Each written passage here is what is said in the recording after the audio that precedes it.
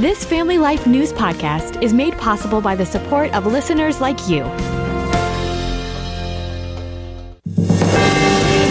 It's the Noon Report from Family Life, bringing a Christian worldview to what's happening in New York, Pennsylvania, across the country, and around the world. Weather with Kevin Williams, plus special features and reports with the Family Life News team. Now, here's what's happening. Joblessness in America. Good afternoon. Welcome aboard. A surprisingly good jobs report went public today, the first since the government shutdown ended. The Labor Department says 119,000 jobs were added to payrolls in September. That's more than twice as many as economists were expecting. The overall unemployment rate rose to 4.4%. The bill is signed, but the battle goes on. The president has green-lighted the release of the infamous Jeffrey Epstein files. The Justice Department now has 30 days to make those files public. Attorney General Pam Bondi. We have released over 33,000 Epstein documents, and we'll continue to follow the law and to have maximum transparency. Also, we will always encourage all victims to come forward. The Epstein Transparency Law allows the AG to redact and withhold any and all Epstein files pertaining to ongoing investigations. Jeffrey Epstein was accused of sex trafficking before his death in 2019. He had plenty of friends, both Republicans and Democrats, in high places within our government. A funeral service is happening right now for former Vice President Dick Cheney at the Washington National Cathedral. He died November 3rd of complications from pneumonia. All the living former presidents are there. Dick Cheney was 84. Overseas, top U.S. military officials arriving in Kyiv today to jumpstart peace talks between Russia and Ukraine. Russia killed more than 25 Ukrainians in a missile strike yesterday at an apartment complex in the western city of Ternopil. Arkansas Senator Tom Cotton says President Trump remains committed to applying as much pressure as possible on the Putin regime. He has a strong commitment to keep the pressure on Vladimir Putin to make a deal at the negotiating table to end this brutal, unprovoked war of aggression against Ukraine. The Trump administration says it supports sanctioning countries that fund the war by purchasing oil from Russia. Critics are blasting 6 Democrats for taking part in a TikTok video that encourages members of the military to defy orders from the president. Here's some of that video. This administration is pitting our uniformed military and intelligence community professionals against American citizens. Our laws are clear. You can refuse illegal orders. You can refuse illegal orders. You must refuse illegal orders. Tennessee Republican Marsha Blackburn calls the video reprehensible. They have stage 4 Trump derangement syndrome.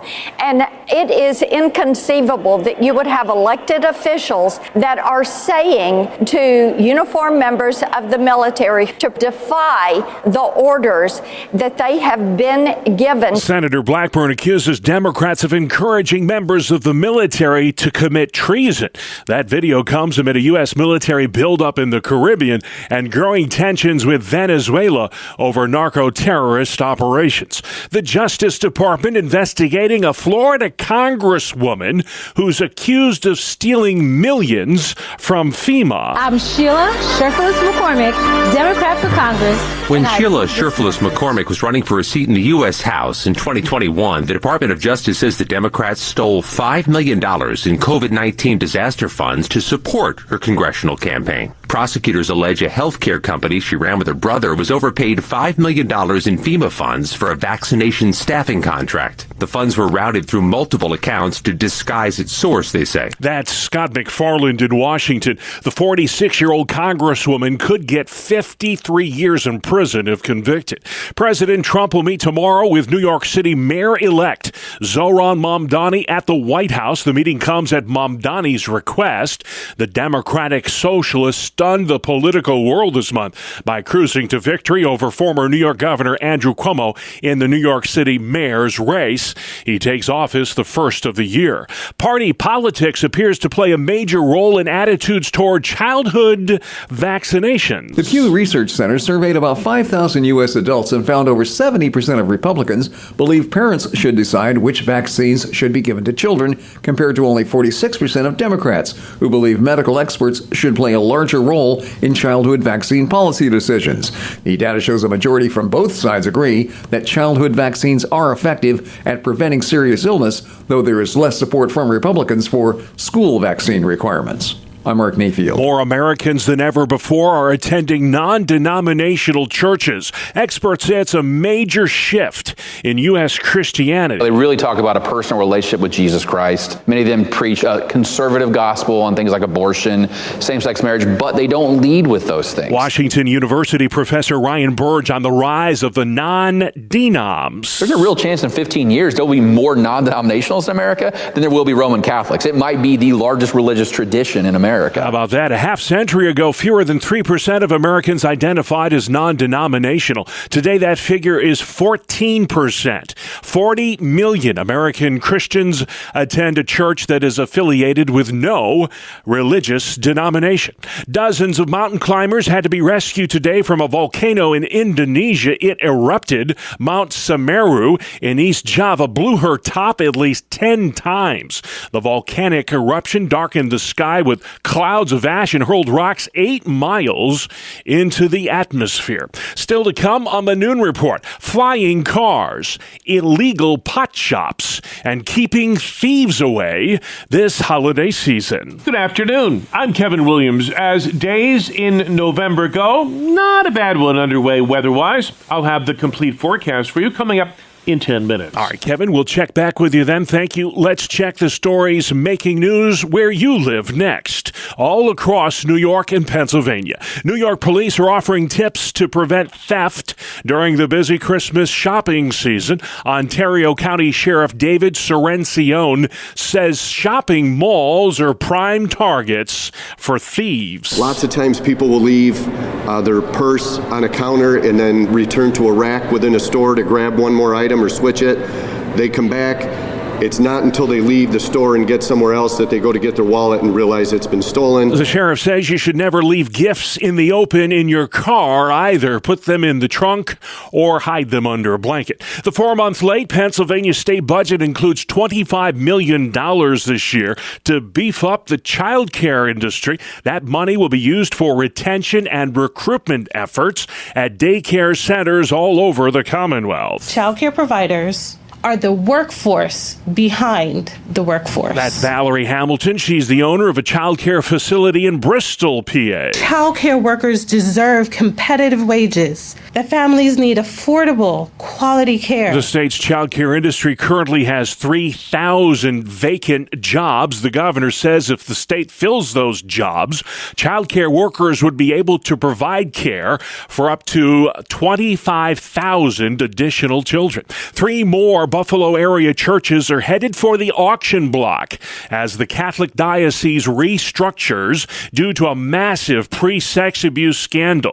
Alyssa Clausel with WGRZ in Buffalo. These agreements come as the diocese continues its Chapter 11 bankruptcy process following a tentative $272 million settlement with survivors of clergy sexual abuse. St. Andrews in the town of Tonawanda, St. Anthony's in Lackawanna, and our Mother of Good Counsel in Blaisdell are all being sold. Collectively, those parish properties are expected to fetch the diocese over $2.5 million. Pennsylvania Republicans are demanding an investigation into voter registration, real ID, and the way the driver's licenses are doled out in the Commonwealth. It comes following the arrest of a 31-year-old Uzbeki national with ties to terrorism. This guy was able to obtain a real ID from the Pennsylvania Department of Transportation. He was arrested last week in Kansas driving a big rig. 2 men are facing felony charges today for selling cannabis without a license at the Hemp House in Medina, New York. And it's just a matter of keeping the community safe. That's the bottom line. That's District Attorney Susan Howard. She says this is the 4th case of illegal marijuana operations that she has investigated this year in Orleans County. I am definitely pro small business and I want to help people prosper in the county, but we can't let them sell products that aren't regulated and that are illegal. In addition to the drugs, investigators seized almost $100,000 in cash from the hemp house. The DA says the county is cracking down on illegal pot operations. I would say to the community that, we are watching and we are going to make sure that these places are operating properly and the products they sell are safe. The raid was the result of a 6-month investigation conducted by the Orleans County Sheriff's Department. A major Western Pennsylvania hospital network that was formed just a year ago is preparing for another big transition. Details on that new at noon from Family Life's Brian Query. Independence Health System, created in 2023 when Excella and Butler Health merged together, will now join the West Virginia University Health System beginning in fall of 2026. WVU Health plans to invest $800 million over 5 years to modernize Independence's 5 hospitals and physician groups across the region. The upgrades include about $500 million for improvements at Westmoreland Hospital, emergency room renovations at Butler Memorial, and expanded clinical services system-wide. All hospitals will keep their local identities. The merger, if approved, will make WVU Health System the second largest in the region, behind UPMC. Brian Query, Family Life News. Thank you very much, Brian. Pennsylvania may soon join the few states ready to welcome, get this, flying cars. Democrat Marty Flynn's introduced Senate Bill 1077. It's also known as the Jetsons Act. Creates a new legal category for roadable aircraft. These are vehicles that operate both on public roads as motor vehicles and in the skies as airplanes. Flynn says laying the groundwork now will allow Pennsylvania to adapt quickly when these vehicles become commercially viable. How soon that might be is anyone's guess. Most experts predict it'll be another 10 to 20 years at least before flying cars are commonplace. Sports is next. It's the 2-minute drill on the Family Life Noon Report. Good afternoon, I'm Randy Snavely. Bob, a controversial ending last night, but it went in the Knicks' favor as they knocked off the Dallas Mavericks 113 to 111. It appeared as if Brandon Williams tied the game on a layup at the buzzer, but the bucket was negated due to him wrapping his arm around the defender as he drove past him. Offensive foul called, no basket. The Knicks win it 113 to 111. Jalen Brunson had a game-high 28 points. Karl Anthony Towns a double-double with 18 points and 14 boards. New York now 9-5 on the season. The Raptors were on a roll, winning their 5th straight game. This one over the 76ers, 121 to 112. Toronto exploded for 44 points in the third quarter, which turned a 3-point halftime deficit into a 15-point lead heading into the fourth quarter. Philly never quite recovered. Tyrese Maxey led the Sixers with 24 points. Philadelphia once again played without Joel Embiid, Kelly Oubre Jr., and Paul George. Shai Gilgeous-Alexander led all scorers last night with 33 points, and the Thunder knocked off the Kings 113 to 99. Oklahoma has won 7 straight, and they're now 15-1 on the season, the best record in the NBA. Other winners on the hardwood, the Rockets, Pacers, Heat, T-Wolves, Nuggets, and Bulls. On the ice, the worst team in the NHL broke open a close game against Buffalo in the third period. The 2-2 tie ended in a 6-2 victory for Calgary. The Sabres' 2 goals came from Matthias Samuelsson and Tage Thompson. The Caps, Wild, and Ducks also skated 2 victories. And Week 12 in the NFL kicks off tonight in Houston as the Texans host the Buffalo Bills. That is a look at sports. All right, Randyman, thank you for that. And still to come on the Noon Report for Thursday, the Energy Choice Act, Christians in the crosshairs in Nigeria, and unemployment in America. New numbers on joblessness went out today. We'll have that for you right after this. Welcome to Breakpoint, a daily look at an ever-changing culture through the lens of unchanging truth.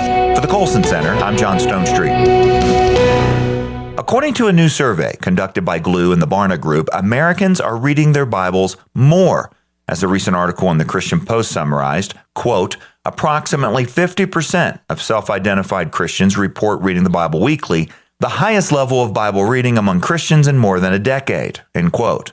And the trend is especially pronounced among millennial and Gen Z men, and it represents a 12% rebound from the lowest point of Bible reading in 2024. This is good news. However, according to the very same study, only 36% of Americans believe that the Bible is 100% accurate.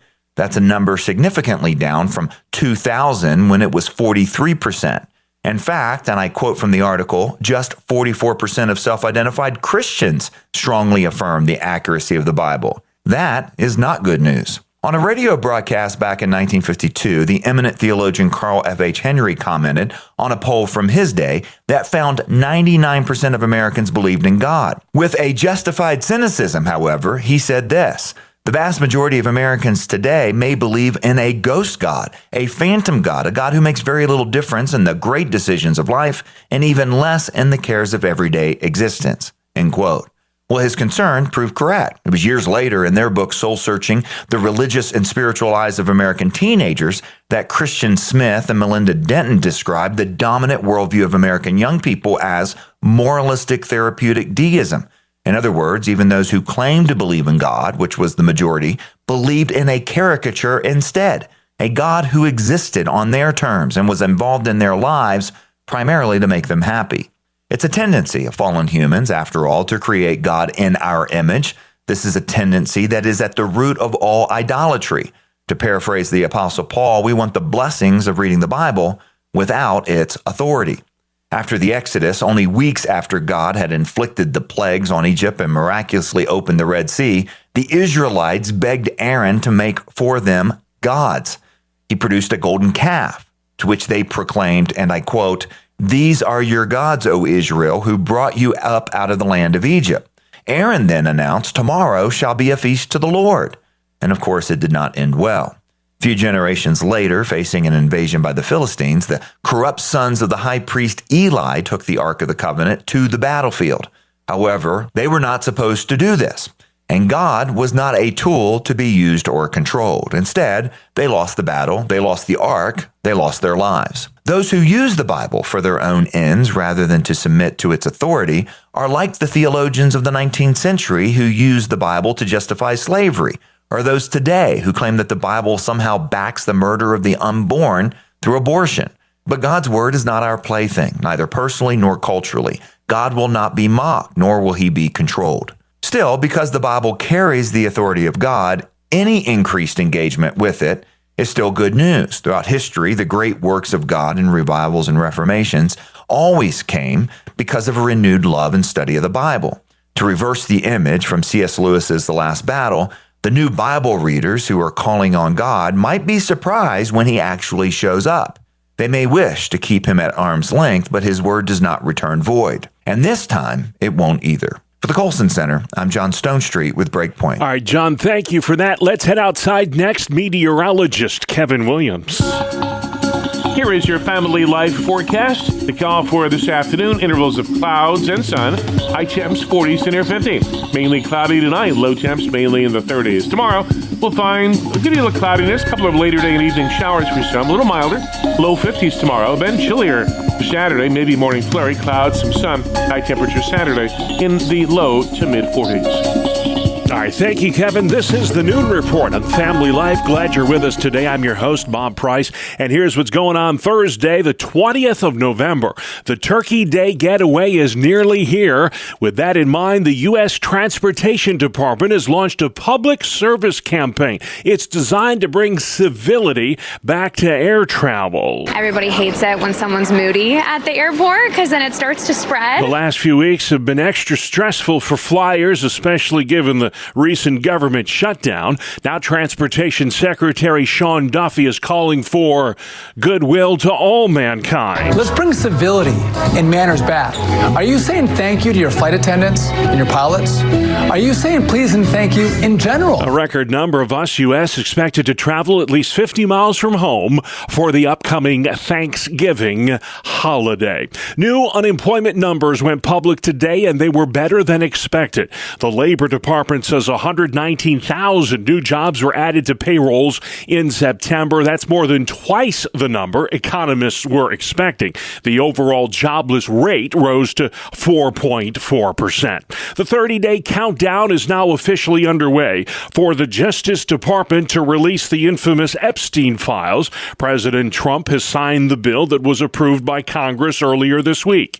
NBC's Haley Jackson. The DOJ now officially on the clock because of what is that new law requiring them to release their Epstein files. But it does make certain exceptions. And some Epstein survivors and their families pushing for the most transparency possible, calling this moment a long time coming. The president took to Truth Social last night to point out that Democrats had 4 years under his predecessor, Joe Biden, to go public with the Epstein files, but chose not to. New York City Mayor-elect Zohran Mamdani has a meeting tomorrow at the White House with President Trump. We get a preview from reporter Scott Pringle. Trump has bashed Mamdani numerous times during Mamdani's campaign, threatening to withhold federal aid to New York if he won and calling him a communist.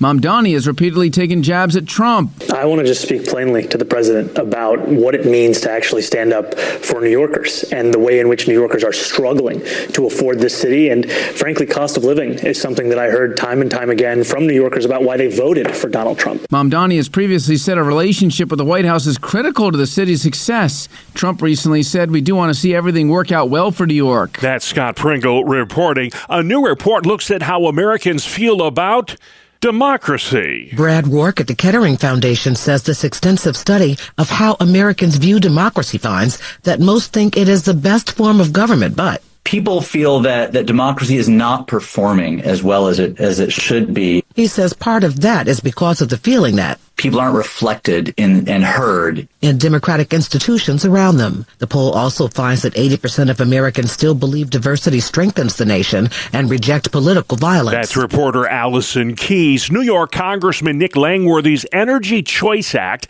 is moving forward on Capitol Hill.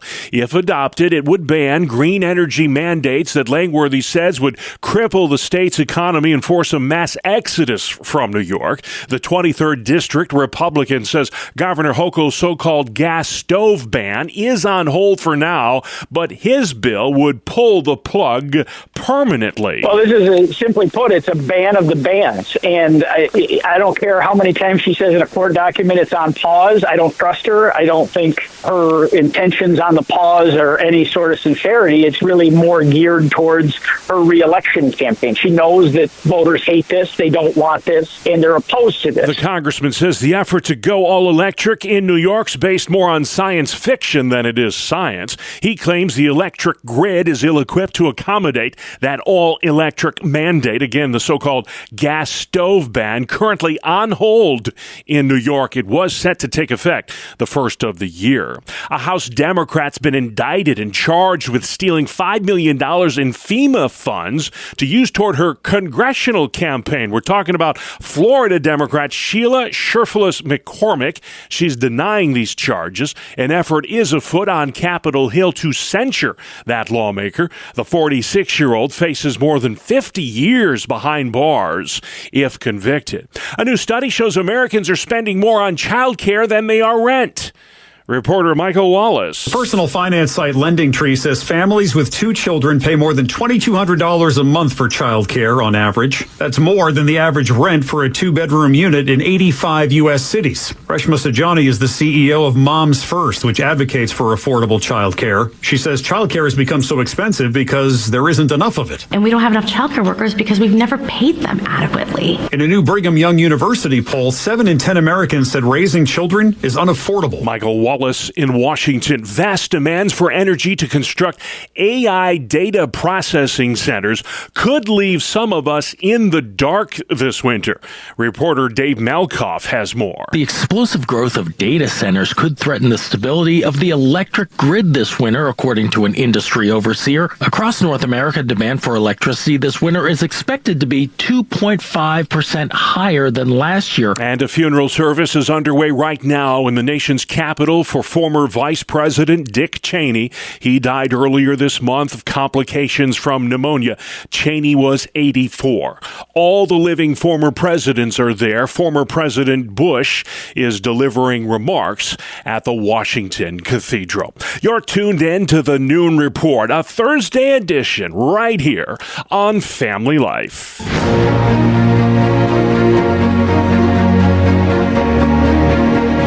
This is Faith Under Fire. We take you straight to the voices on the front lines of religious battlegrounds.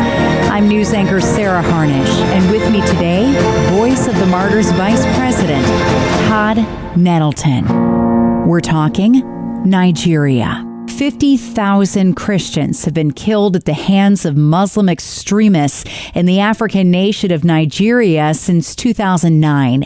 18,000 churches and 2,200 Christian schools burned to the ground. There is literally no country on planet Earth where Christians are being murdered at anywhere near the rate they are being murdered in Nigeria. Faith is under attack. In Nigeria, Christians are being targeted. May very well go into that country, guns a-blazing, to completely wipe out the Islamic terrorists who are committing these horrible atrocities. Todd, what is going on in Nigeria? Nigeria is a very interesting country. It has been in the news a lot. Donald Trump sent out a social media post saying that it was now a country of particular concern on the issue of religious freedom. That opens up sort of a toolbox for the U.S. government and for the administration to use, both carrots and sticks, to try to nudge the Nigerian government to provide better protection for religious minorities. And one of the things that makes Nigeria so interesting is that if you look at the statistics, the population is pretty evenly split between Christians and Muslims. But the vast majority of the Christians are in the south part of the country. Literally, you have mega churches operating there, probably operating very much like many of our churches. They're gathering on Sunday, they're having a service. It's in a large building. They don't have problems. The vast majority of the Muslims are in the northern part of the country. And for Christians in those northern states, that's typically where they face persecution. And it comes not from the Nigerian government. It comes typically from one of the terrorist groups, the Islamist groups that is active in that country, either Boko Haram, there is an ISIS West Africa province that is active in Nigeria, or it comes from Islamists within the Fulani tribe. The Fulani is a large people group in West Africa.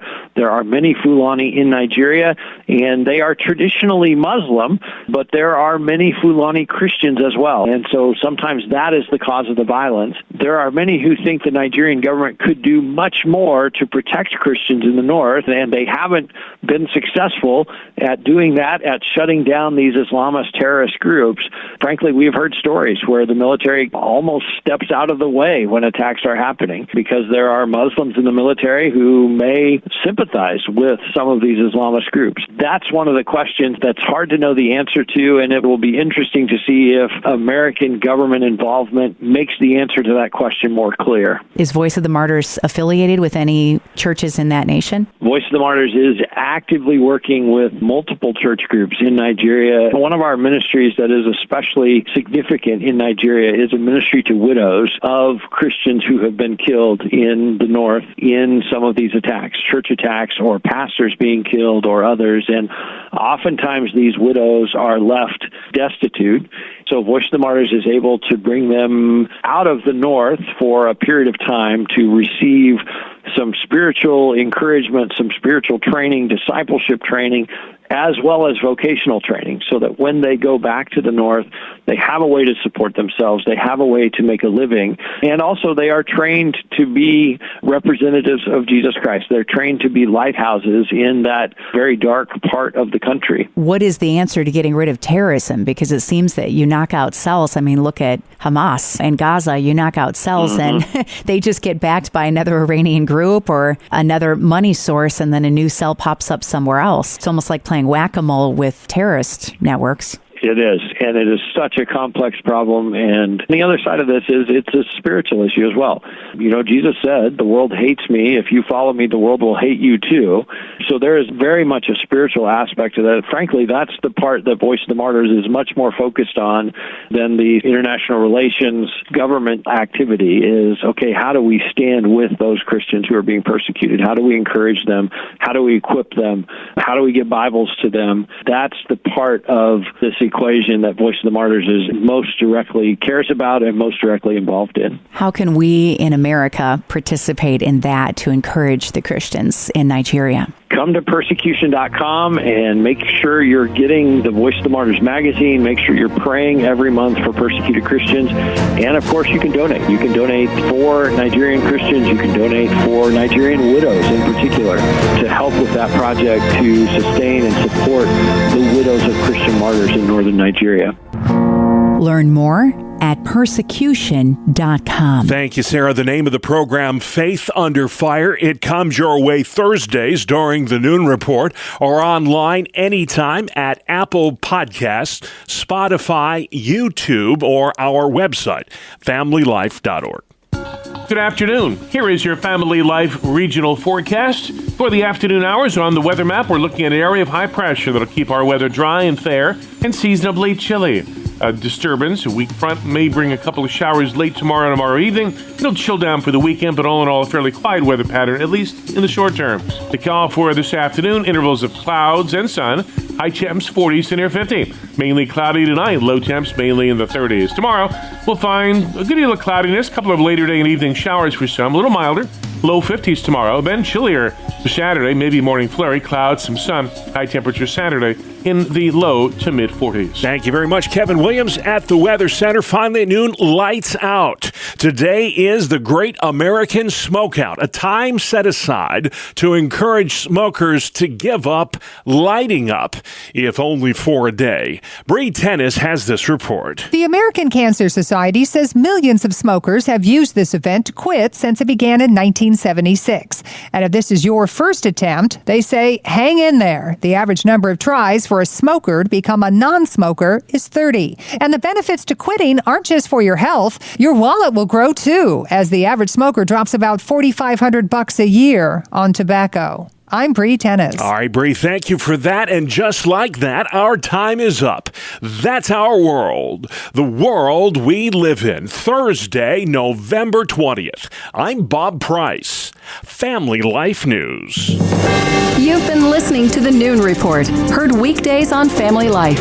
Thank you for listening.